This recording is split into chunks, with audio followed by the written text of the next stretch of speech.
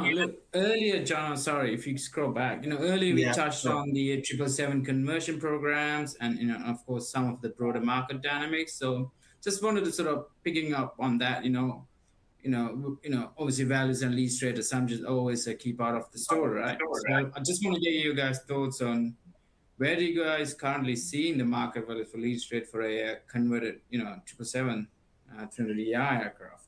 Yeah, well, it's widely discussed, that one, isn't it? I mean, it's a challenge to anyone in the appraisal industry, because the problem you have is, first and foremost, it is not a cheap Sorry, it's a process. tough question, I know.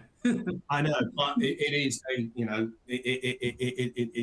let's just, so even if the feedstock is or could be acquired fairly cheaply, let's say in that post-COVID era, it's still not ideal in terms of a cost basis, because the conversion itself, it's got to start with at least a four, hasn't it? 40 million. That inherently is an expensive process. But then you've got the cost of the GE engines. Now, whichever way you look at it, the G90-115Bs, just the pure value of the engine itself, or the value, or the cost of putting it through a shop visit.